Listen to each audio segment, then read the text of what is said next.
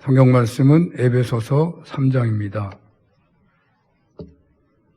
에베소서 3장 14절에서 21절을 봉독하겠습니다. 에베소서 3장 14절에서 21절. 이러므로 내가 하늘과 땅에 있는 각 족속에게 이름을 주신 아버지 앞에 무릎을 꿇고 비노니 그의 영광의 풍성함을 따라 그의 성령으로 말미암아 너희 속사람을 능력으로 강건하게 하시오며 믿음으로 말미암아 그리스도께서 너희 마음에 계시게 하시옵고 너희가 사랑 가운데서 뿌리가 박히고 터가 굳어져서 능히 모든 성도와 함께 지식에 넘치는 그리스도의 사랑을 알고 그 너비와 길이와 높이와 깊이가 어떠함을 깨달아 하나님의 모든 충만하신 것으로 너희에게 충만하게 하시기를 구하노라. 우리 가운데서 역사하시는 능력대로 우리가 구하거나 생각하는 모든 것에 더 넘치도록 능히 하실 이에게 교회 안에서와 그리스도 예수 안에서 영광이 대대로 영원무궁하기를 원하노라. 아멘. 에베소서 3장 1절에서 14절 본문으로 속사람이 강건하며 그리스도의 사랑을 알게 하소서. 바울의 기도 내용이고 제목인데요. 이 말씀으로 주의 말씀을 시원하겠습니다. 본문은 바울이 감옥에 있을 때 쓴 편지죠. 감옥살이라는 것이 마땅히 누려야 할 인권이 제한되고 신체적으로도 매우 고통이 심한 곳이죠. 그래서 자기 몸 너무 힘드니까, 너무 보고 싶은 사람들 많으니까 빨리 어떻게든 감옥에 나가는 것이, 감옥에서 나가는 것이 소원일 텐데, 그런데 바울에게는 그런 눈에 보이는 환경을 생각할 겨를도 없고 그러한 마음도 없고, 오직 그곳에서도 주님께로부터 부여받은 이방인들에게 복음이 전해지는 것, 복음을 전해받은 이방인들의 영육 간에 건강한 신앙으로 자라가게 하는 것, 그것만이 그의 관심사인 것 같습니다. 그런데 감옥에서는 할 수가 없잖아요. 감옥에서는 어찌할 수가 없으니까 그가 할 수 있는 일은 아마 기도가 가장 중요했을 것입니다. 그래서 그는 감옥에서 기도에 집중합니다. 그렇게 기도하는 중에 그 이상의 관심을 꼭 펴야 할 곳에는 감옥에서 또 편지를 쓰는 것이죠.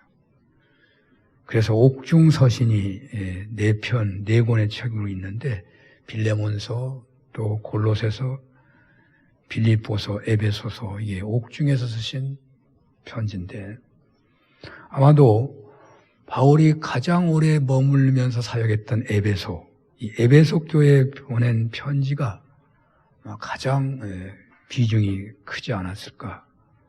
로마서가 길고 또 고린도 전후서가 내용이 여러 가지 복잡하니까 중요할 것 같지만, 실제로 사도 바울의 서신 중에서 사도 바울 이후에 그 바울이 꿈꾸고 있는, 바울이 사명으로 부여받은 세계 복음화에 대한 일을 가장 귀하게 감당해야 할 내용은 에베소서에 있지 않는가 하는 생각이 들어요. 또한 에베소는 소아시아의 수도 같은 곳이고, 그래서 이 에베소 교회에 편지를 하면서 교회에 대한 이야기를 중심적으로, 교회와 성도에 대한 이야기를 중점적으로 해서 편지를 보냈다고 할 수 있습니다. 바울의 에베소 교인들에게 교회의 중요함, 또 이방인들도 유대인들과 비교해도 조금의 차별이나 어떤 부족함이 없이 똑같은 차원에서 예수 그리스도를 머리로 한 교회의 일원이 된 것을 강조하면서 아주 간절한 그런 편지를 보내는데, 더 편지 안에 더 간절함은 편지 속에 기도로 기록하고 있는 것이죠. 3장 1절부터는 공식적인 기도라는 말을 쓰고 있습니다. 그것을 한번 연결해서 읽어본다면, 그리스도 예수의 일로 너희 이방인을 위하여 갇힌 자 된 나 바울은, 그렇게 시작하고서 이제 하늘과 땅에 있는 각 족속에게 이름을 주신 아버지 앞에 무릎을 꿇고 비노니. 그러니까 이방인을 위해서 갇힌 자 된 나 바울, 이방인에게 복음을 전하는 것 때문에 갇히게 된 나 바울은 바로 그 이방인들을 위해서 내가 가지 못하니까 하나님 앞에 기도한다, 그런 말이에요. 바울은 자신이 기도하게 된 경위는 감옥에 갇혀 있기 때문이다. 감옥에 있기 때문에 갈 수 없고 그래서 기도한다, 그런 의미도 있겠지만 감옥에서 기도의 중요함을 더욱 깨달았다는 것입니다. 직접 말하는 것, 직접 가서 행하는 것보다 더 빠르고 효과적인 것은 하나님께 기도하는 것이다 하는 것을 이 에베소 교회 편지 속에서 그 기도 내용에서 짐작하게 됩니다. 사람의 말이나 언변보다 우리 하나님께서 역사하셔서 하나님이 친히 알게 하시고 깨닫게 하시고 보게 하시는 것이 더 훨씬 효과적이고 실효성이 있다는 것을 우리는 인정해야 할 것입니다. 위대한 신앙 인물들은 더 이상 자신의 힘으로 어떻게 할 수 없는 극한 상황에 놓이게 된다고 해도 결코 사명을 포기하거나 실망하거나 물러서지 않죠. 그때 그들은 어떻게 하냐면 오늘 본문에 사도 바울이 보여준 바대로 기도한다는 것이죠. 모세가 그렇죠. 그는 백성들이 자신을 무기력하게 만들 때마다 즉시 그 자리에 엎드려 하나님 앞에 기도했습니다. 야복강에서 야곱이 그랬고, 불임의 고통을 안고 산 한나가 그랬고, 죽음을 선고받은 히스기야가 그랬고, 큰 물고기 속의 요나를 생각해 보면 알 수 있죠. 여러분, 그들은 한결같이 더 이상 자신이 아무것도 할 수 없는 지경에서 기도했습니다. 그들은 자신이 하는 기도만큼은 방해자고 원수인 사탄도 막을 수 없는 하나님께서 성도에게 주신 가장 큰 무기라는 사실을 안 것입니다. 때문에 그들은 다른 사람이라면 좌절하고 원망할 수 없는 현실에서 전혀 원망하거나 실망한 빛이 없이 더욱 기도에 정진을 한 것이었죠. 그러므로 여러분들, 오늘날 얼마나 이런 위기가 대단한 것입니까? 아마 이러한 때일수록 주님 우리에게 기도하라고 하신다 하는 생각을 하지 않을 수 없습니다. 감옥에 갇혀 있어서 영호의 몸이 되어 찾아갈 수 없어서 기도할 수밖에 없다, 그런 측면이 있지만 오히려 바울은 그 상황 속에서 진정 기도가 중요하다는 것을 알아가고 있는 것이죠. 사실 우리는 위기가 있어서 기도하지만 기도하다 보면요, 야, 기도가 더 중요하네 하는 것을 알게 된다는 거예요. 그렇습니다. 신앙생활 조금만 하셔도 사실 위기 앞에 놓이면 기도해야 한다는 것은 당연한 생각일 것입니다. 그런데 무엇을 기도하느냐 하는 방향에는 서로 차이가 있을 것 같습니다. 위기 속에서 언제나 기도해야 할 시급한 일들, 발등에 떨어진 그 문제에 우리는 매달리기 쉬운데, 여기 본문의 상황에서 생각해 본다면, 즉 에베소 교인들이 이방인이지만 유대인들과 조금도 차이가 없는 하나님의 자녀가 되고 주님의 머리로 한 교회의 일원이 된, 바로 그 교회 공동체의 일원이 된 상황에서 먼저 무엇보다도 기도해야 할 것은 속사람이 강건해야 한다라는 거였다는 거예요. 우리가 예수 믿지 못한 사람을 위해서 기도한다면, 예수 믿지 않는 가족을 위해서 기도한다면 가장 기도해야 할 것이 예수 믿게 해달라는 게 중요합니다. 우리는 너무 그것이 늘 하는 것이라 식상해서 기도 제목이 올라온 거 보면은 그냥 문제만 제시하는 경우가 많은데요. 언제나 우리는 예수 믿게 되도록 하는 것이 최고의 기도 제목이죠. 그런데 이미 예수 믿은 사람들에게 더 중요한, 이미 예수 믿어서 구원받은 사람들에게 중요한 기도 제목의 가장 먼저는 무엇일까?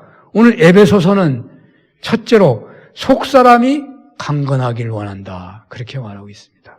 우리 16절을 한번 보겠습니다. 화면에 나옵니다. 16절 시작. 그의 영광의 풍성함을 따라 그의 성령으로 말미암아 너희 속사람을 능력으로 강건하게 하시오며. 아멘. 여기 바울은 에베소 교회 성도들의 속사람을 강건하게 하시기를 하나님께 기도하고 있습니다.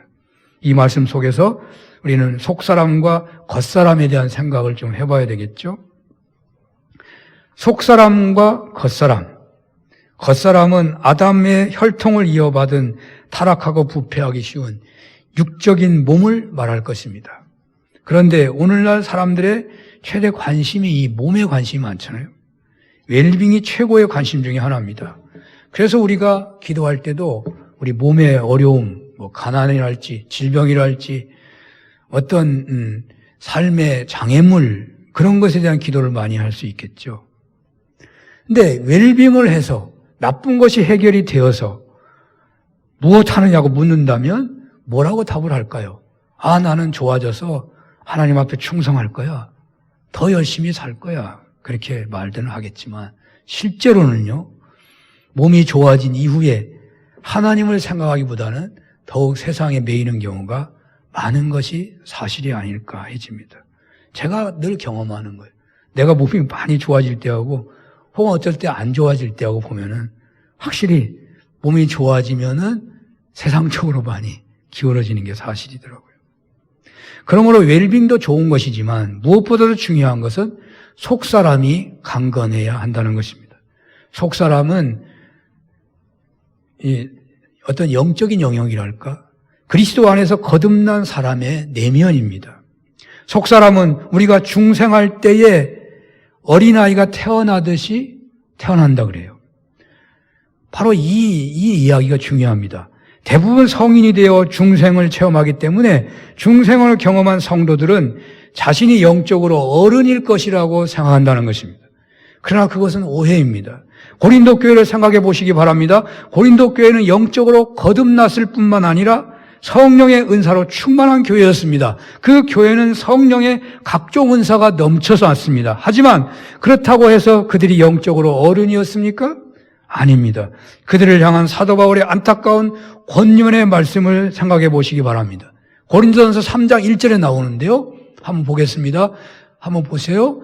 형제들아, 내가 신령한 자들을 대함과 같이 너희에게 말할 수 없어서 육신에 속한 자 곧 그리스도 안에서 어린아이들을 대함과 같이 하노라. 아멘. 그렇습니다. 여러분, 그들은 사실상 어린아이였습니다.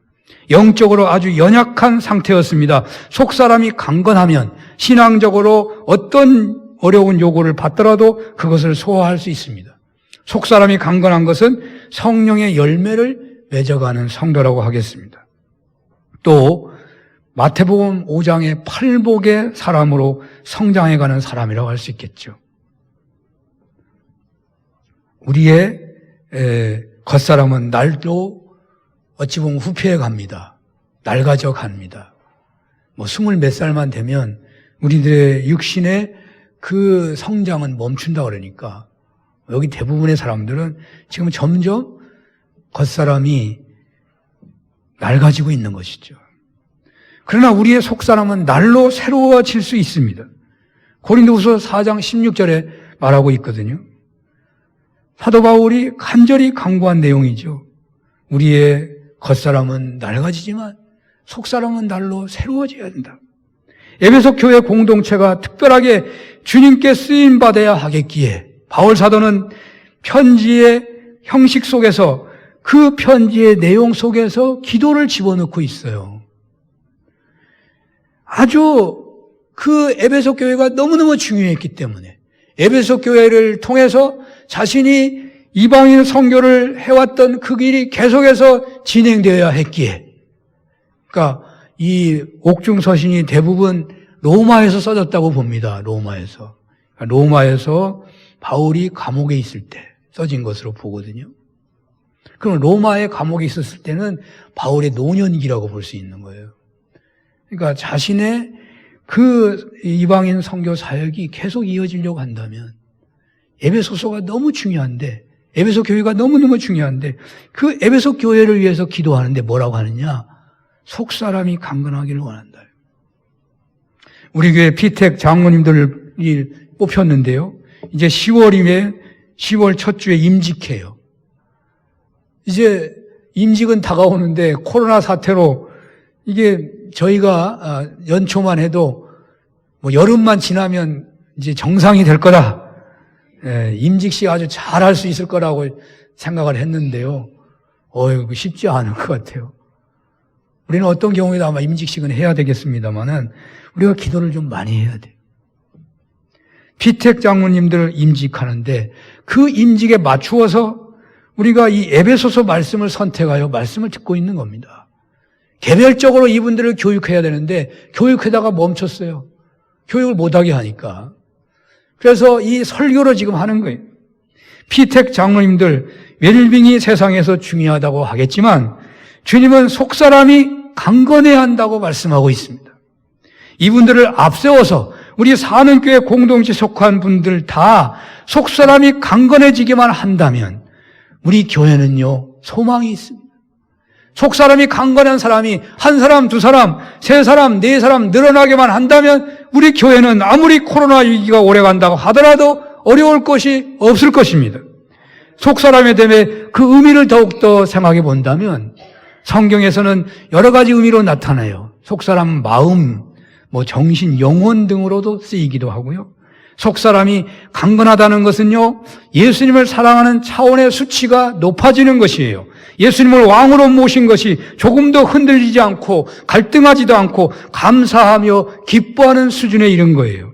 그래서 예수님이 명령하시거나 예수님이 원하시는 일을 감당하는데 목숨이 혹 위태롭게 된다고 해도 기쁘게 순종하는 그런 수준에 이른 사람이 속사람이 강건하다고 하는 것이죠.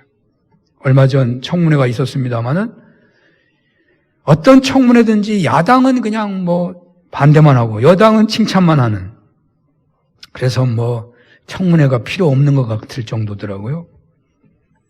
그런데 전체적으로 볼 때 언제나 그런 현상 앞에서 국민의 한 사람으로서 느끼는 것은 사람이 저렇게도 없나?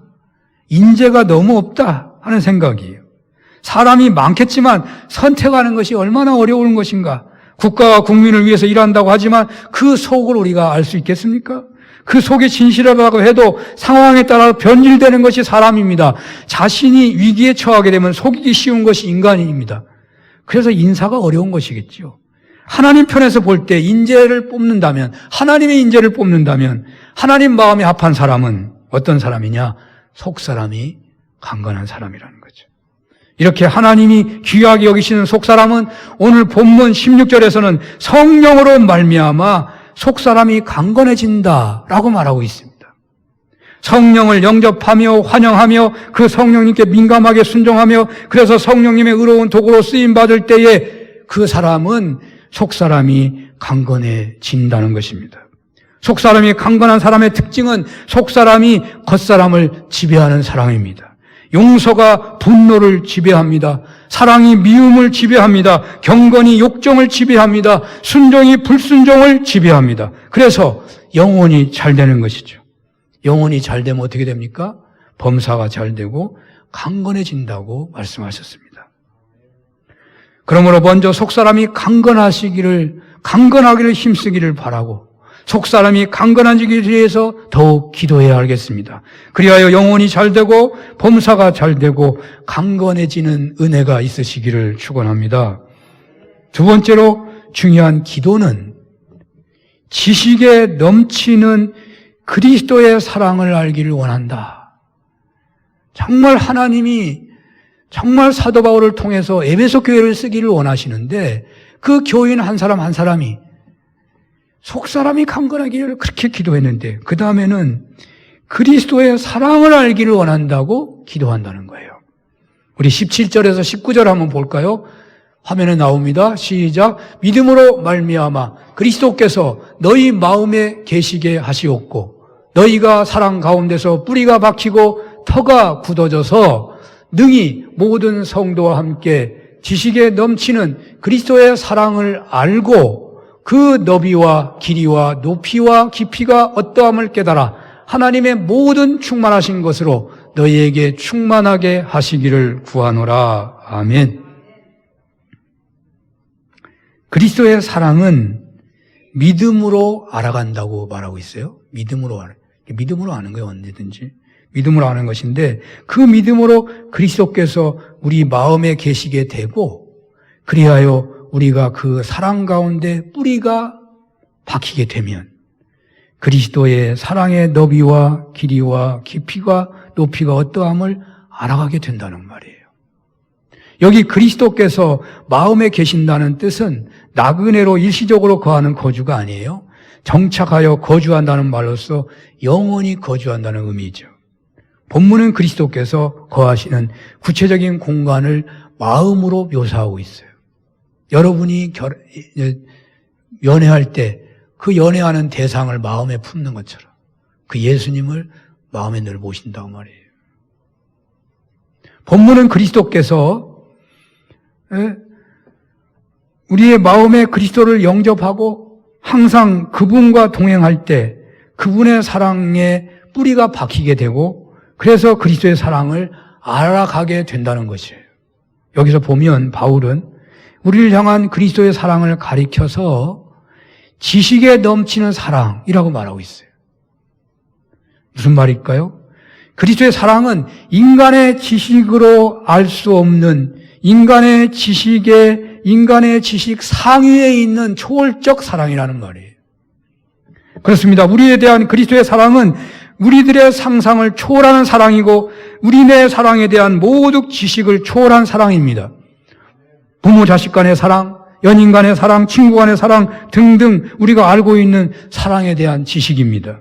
우리가 알고 있는 사랑은 그것이 아무리 훌륭한 것이라도 한계가 있고 조건적 사랑입니다. 또 반응에 따라 변하기가 쉬운 것이 인간의 사랑입니다. 그런데 오늘 본문은 이런 사랑의 지식을 넘어서는 이런 사랑의 우위에 있는 사랑을 말하고 있습니다. 바로 우리 주 예수 그리스도의 인간에 대한 사랑입니다. 그분의 사랑은 우리의 사랑의 개념으로는 도저히 이해할 수 없는 초월적인 사랑이라는 것이죠. 그런데 바울은 여기서 이 사랑을 알고 깨닫기를 원한다는 거예요. 그 사랑의 너비와 길이와 높이와 깊이를 알기를 간절히 기도한다는 거예요. 저는 하나님께서 그저 극진히 피조물인 인간을 사랑만 한다는 생각을 무조건적인 사랑을 베푸시는 하나님이시다 하는 생각을 했던 적이 있어요. 마치 고귀한 사랑은 상대방이 알아주든 알아주지 않든 그저 사랑하는 것이다 라고 말하는 경향이 있었기에 그저 하나님도 그렇게 사랑하신다라는 생각만 했었는데 물론 하나님은 우리가 하나님의 사랑에 대해서 제대로 반응하지 못하고 모른다고 해도 우리를 사랑하는 사랑은 변하지 않겠지만 오늘 본문에서 특별히 강조한 한 가지 사실은 하나님께서도 당신이 우리에게 보여주시는 사랑을 우리 인간이 알기를 원하신다는 거예요. 원하신다는 거예요. 아마 이것은 바울이 자신의 신앙 경험에서 얻은 고귀한 체험을 에베소 교인들과 공유하기를 원하면서 제발 그리스도의 그 사랑의 너비와 길이와 깊이와 높이를 깨달아서 하나님의 모든 충만하신 것으로 충만하기를 원하고 있는 것입니다. 자녀가 부모의 사랑을 다한다는 것이 한계가 있는 것이 사실이지만 조금이라도 더 알려고 노력할 수는 있을 것 같아요. 자녀들이 부모에게 기뻐하면서 효도하기 위해서는 부모의 사랑을 알면 알수록 더 쉬울 것입니다. 여기 바울은 그 믿음으로 그리스도께서 우리 마음에 계시게 되고 그리하여 우리가 그 사랑 가운데 뿌리가 박히게 되면서 그리스도의 사랑을 알아가게 되는데 그 사랑의 너비와 길이와 깊이와 높이를 깨닫기를 간구한다고 말하고 있어요. 우리네의 충만한 신앙의 삶을 위해서 그렇게 알기를 원하시는 사랑의 너비와 길이와 깊이와 높이는 무엇을 말하는 것일까요? 먼저 사랑의 너비는 무엇일까요? 한번 상상을 해봅니다. 여러분 자신들 한번 생각해 보십시오. 여러분 자신의 사랑의 너비가 얼마나 크다고 생각하십니까? 희대의 살인마 유영철은 아내에게서 버림받고서 사람을 죽이기 시작했다고 그래요. 그가 살인을 하게 된 것이 사회가 자신을 그렇게 만들었다고, 그렇게 또 그는 마지막 고백에서조차도 끝까지 세상이 나를 그렇게 만들었다고 그러면서 살인을 정당화했다고 합니다. 그는 자기 자신조차도 끝내 사랑하지 못한 불쌍한 사람이라고 평합니다. 그러나 대부분의 사람들은 다른 사람은 사랑하지 못한다 하더라도 자신은 사랑합니다. 정면 충돌로 교통사고가 날 때 운전수는 자신을 본능적으로 보호한다 그래요. 아마 그것도 자기 사랑의 본능의 한 표현 아닐까요? 사람들이 자식들은 사랑하죠. 그러나 이웃에 대한 사랑은 훨씬 부족할 것입니다. 자신하고 주고받을 수 있는 사람들과 인간관계를 하는 경우가 있죠. 그러나 자기에게 피해를 주거나 자기를 미워하는 사람을 위해서 사랑을 베푼다는 건 정말 어려울 것입니다. 믿음이 좋은 사람들은 그들을 위해서 기도는 하더라고요. 그러나 대부분의 사람은 진심으로 자기를 해롭게 하는 이웃을 사랑한다는 건 정말로 어려울 것입니다. 우리의 사랑은 참으로 좁을 수밖에 없습니다. 믿음이 좋은 분들, 귀한 분들도 있지만 실제 우리 인간의 실존이 정말 사랑이 얼마나 좁은가를 생각하지 않을 수 없는 거죠. 그러나 주님의 사랑의 너비는 각 나라와 족속을 포함합니다. 우리나라 사람들은 일본 사람들을 미워하잖아요. 일본 사람들 사랑한다 하면 아마 난리 날 거예요. 근데 저 자신도 그렇게 사랑하는 마음이 없어요. 그냥 기도할 뿐이지. 예수님은 나라와 모든 족속을 포함합니다. 노인, 어린아이, 남자, 여자, 장애인 할 것 없이 모든 계층이 주님의 사랑 안에 포함되어 있습니다. 주님의 사랑은 선한 자에게만 향하지 않습니다. 에스겔서에 보면 악인이 구원받기를 그렇게도 원하셨습니다. 주님은 모든 피조물을 사랑하십니다. 우리는 하나님의 백성으로서 하나님이 사랑하는 것이나 하나님이 사랑하는 사람을 미워하지 않도록 해야 할 것입니다. 예수를 믿지 않는 사람들, 믿는 사람들을 핍박하는 사람들, 세상의 질서를 파괴하는 무리들, 주님은 이들까지도 예수 믿어서 변화되기를 그렇게도 원하십니다. 이 시간 주님은 우리네 사랑의 폭이 넓어지기를 기도하라고 하십니다. 사랑의 폭이 넓어지기를 원하십니다. 여러분들의 사랑의 폭은 어느 정도나 되십니까? 자신의 사랑의 폭, 그 너비가 넓어지기를 바라며 기도하는 여러분들 되시면 좋겠습니다. 폭이 넓어지는 것이 속사람이 강건해지는 거라는 거거든요. 두 번째는요, 사랑의 길이는 어떻습니까? 예레미야서 31장 3절을 한번 볼까요? 예레미야서 31장 3절 화면에 나옵니다. 시작. 옛적에 여호와께서 나에게 나타나사 내가 영원한 사랑으로 너를 사랑하기에 인자함으로 너를 이끌었다 하였노라. 아멘. 하나님의 사랑의 길이는 영원하다. 하나님의 사랑의 길이는 지난번 성경에는 무궁하다. 끝이 없다. 그렇게 번역되어 있어요. 우리의 사랑의 길은 어떻습니까? 조속으로 변하는 사랑 아닌지요? 조속으로 변하면 24시간의 길이도 안 되는 거예요. 결혼한 지 5년 안에 이혼이 급증하는 현실은 그 사랑의 길이가 5년을 못 넘기기 때문일 것입니다. 한 번 사랑하시면 변함이 없으신 사랑을 깨달으라고, 그것을 알라고 지금 바울이 기도하고 소원한다는 거예요. 내가 자꾸 변하니까 하나님도 그렇게 변하시는 줄 착각하는 경우가 많을 것입니다. 그래서 자신이 불안하면 하나님을 신뢰하지 못합니다. 그래서 자신이 불안하면 회개하고도 용서받는 것을 몰라요.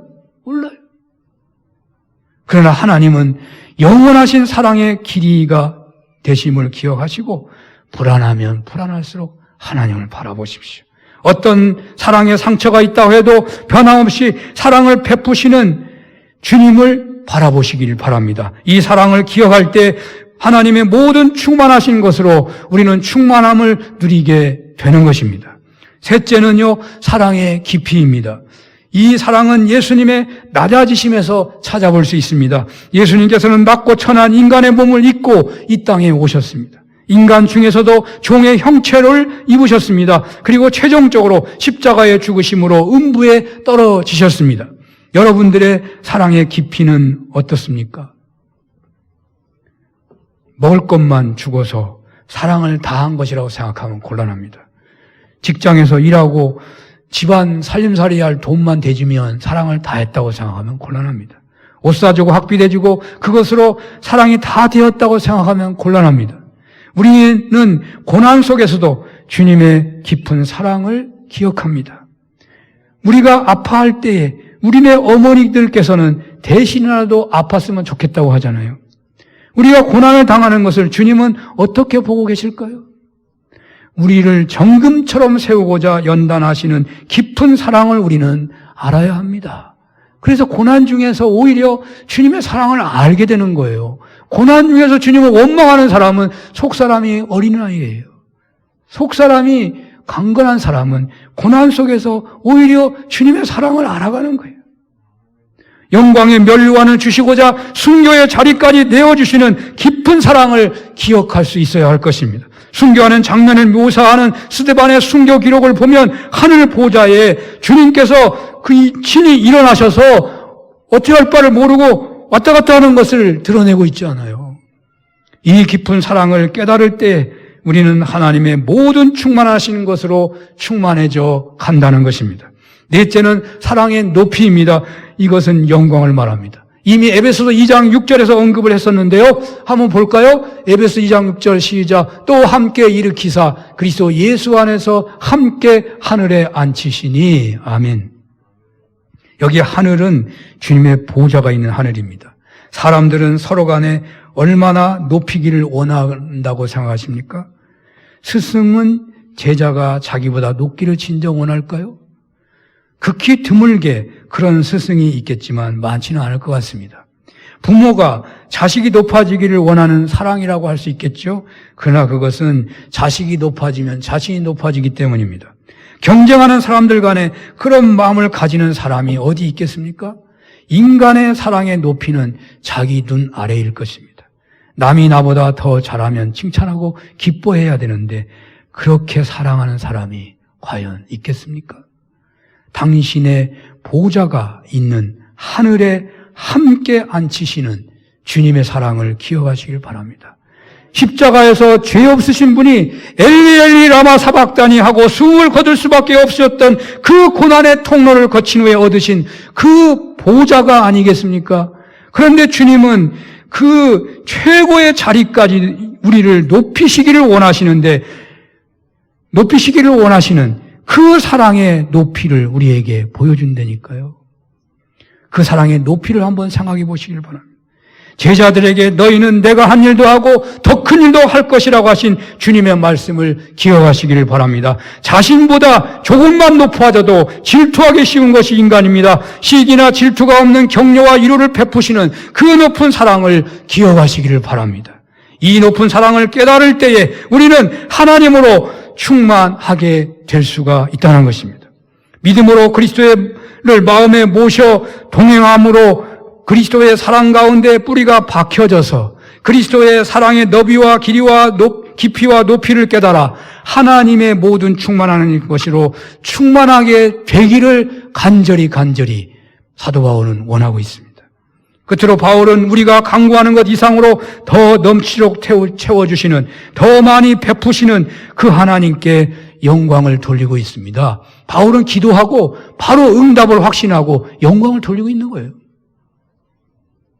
하나님께서는 여러분들에게 더 좋은 것을 주시기를 원하십니다. 20절, 21절을 한번 보겠습니다. 시작. 우리 가운데서 역사하시는 능력대로 우리가 구하거나 생각하는 모든 것에 더 넘치도록 능히 하실 이에게 교회 안에서와 그리스도 예수 안에서 영광이 영원 무궁하기를 원하노라. 아멘. 주님은 우리의 온갖 구하는 것에, 그리고 우리의 온갖 생각하는 것에 넘치도록 채우신다는 것입니다. 여러분 어떻습니까? 여러분이 구하는 것에 대해 다 응답될 줄도 믿는 확신이 있으십니까? 욕심으로 구하는 것이 아니겠지만, 가령 욕심으로 구하는 것은 아니 되겠지만, 가령 불치병이나 불가능으로 여겨지는 많은 문제들을 기도할 때 여러분들은 정말 믿음이 있으십니까? 마가복음 9장에 귀신 들린 아이를 데려왔던 사람은 주님께 이렇게 말하지요. 무엇을 하실 수만 있다면 우리를 불쌍히 여기사 도와주옵소서. 주님께서는 할 수 있거든이 무슨 말이냐? 믿는 자에게는 능치 못할 일이 없느니라. 믿음으로 간구하면 응답을 하신다고 말씀하십니다. 온갖 구하는 것에 이렇게 주님은 다 역사하신다고, 더 좋은 것으로 역사하신다고 하셨는데, 온갖 생각하는 것에 대해서는 어떨까요? 물론 이것이 다 기도에 대한 얘기겠습니다만은, 생각을 얘기하려면 탕자 이해가 생각나더라고요. 누가복음 15장 보면 탕자가 지금부터는 아버지 아들이라 일컬음을 내가 감당하지 못하겠나이다. 나를 품꾼의 하나로 보소서. 탕자가 이런 생각을 하기 시작해요. 그리고 아버지에게 가잖아요. 그런데 아버지의 반응은 어떠합니까? 엄하게 책망하고 받아들였습니까? 아닙니다. 아버지는 맨발로 뛰어나와서 탕자를 껴안고 볼을 비비고 발에 신을 신기고 손에는 가락지를 끼우고 그것도 모자라 살진 송아지를 잡아 온 동네에 잔치를 벌이잖아요. 그렇습니다. 바로 이것입니다. 우리 하나님의 은혜는 항상 이렇습니다. 우리가 구하는 것이나 또 생각하는 수준에 머물러 있지 않습니다. 사랑하는 성도 여러분, 이 사실을 여러분들 믿으시길 바랍니다. 왜 사도 바울이 본문에서 이렇게 하나님을 찬양하는 것입니까? 이러한 하나님을 그가 알고 만나고 경험했기 때문이에요. 하나님은 그렇게 역사할 것을 확신하기 때문이에요. 속사람이 강건하기를, 그리스도의 그 한없으신 사랑을 깨닫기를 기도하며 더 풍성해 주시는 하나님을 알기를 자신이 체험했기 때문에 바로 자신과 함께 일하기를 원하는 에베소 교회가 그것을 알기를, 그것을 체험하기를 간절히 소원하고 있는 것입니다. 바로 이 말씀이 우리에게 전해지는 것은 우리 사는교회가 그렇게 쓰임받기를 원하시기 때문에 그런 것인 줄로 믿습니다. 주님은 우리로 하여금 당신의 사랑을 알기를 원합니다. 주님은 우리로 하여금 속사람이 강건하기를 원하십니다. 피택 장로님들과 여러분 모두에게 이런 은혜가 있으시기를 축원합니다. 기도하겠습니다. 하나님, 우리의 속사람이 더욱 강건해지기를 원합니다. 그리스도의 사랑 가운데 뿌리가 심어져서 그리스도의 풍성한 사랑을 알고 그 풍성함 누리게 하여 주옵소서. 예수님 이름으로 기도합니다. 아멘.